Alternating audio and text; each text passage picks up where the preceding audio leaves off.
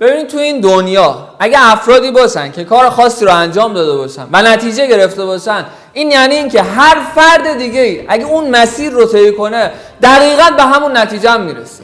در مورد کسب و کارهای آنلاین خیلی ها الان درآمد دارن، از دنیای آنلاین درآمدهای زیاد هم دارن. پس چرا بقیه ندارن؟ بقیه ندارن چون بهش فکر نکردن. الان شمایی که دارین این ویدیو رو میبینین، آیا کسب و کاری دارین که آنلاین باشه؟ آیا کسب و کار فعلیتون رو آنلاین کردین؟ آیا اصلا بهش فکر کردین که از دنیای آنلاین کسب درآمد کنین؟ شما الان توی آنلاین هستین، الان دارین این ویدیو رو میبینین، پس شما هم میتونین کسب درآمد کنین.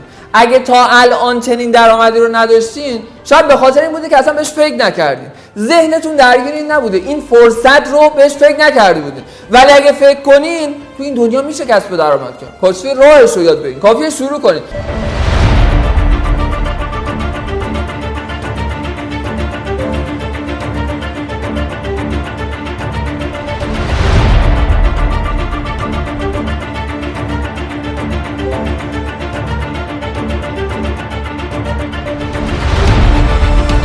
ببین الان یه پیج 1 میلیونی با چند تا فالوور شروع کرده؟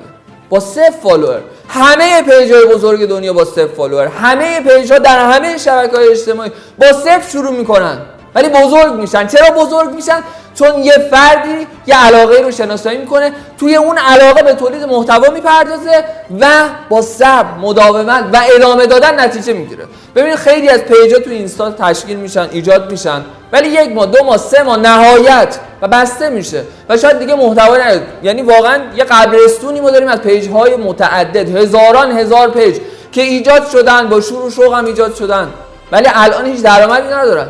شاید هیچ پستی هم توشون نیاد، نابود شدن. خب مردن. چرا مردن؟ چون اون فردی که این پیج رو شروع کرده اون صبر و پایداری رو نداشته. توی دنیای آنلاین اگه میخواین نتیجه بگیرین باید صبر و مداومت داشته باشی، یعنی اثر مرکب.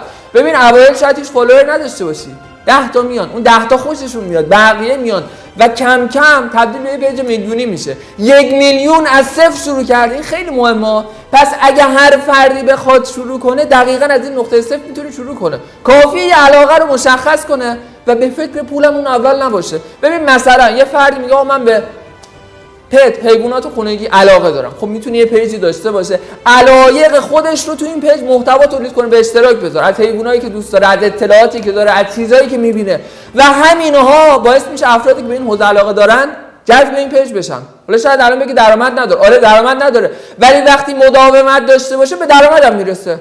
میتونه تبلیغات کنه، میتونه مثلا حیوانات خونگی رو بفروشه، میتونه اقلامی که واسه اونها نیازه رو بفروشه، میتونه به ارائه خدمات بپردازه. هزاران راه برای یه پیج بزرگ هست، ولی چند تا فاکتور داره.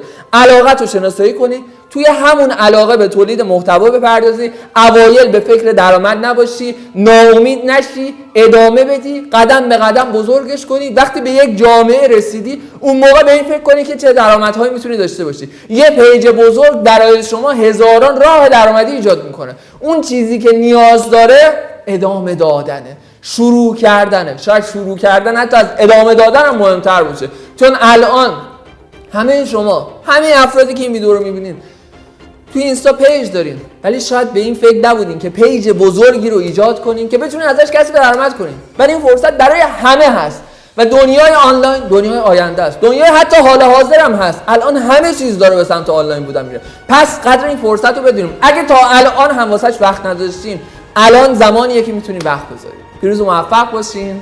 یا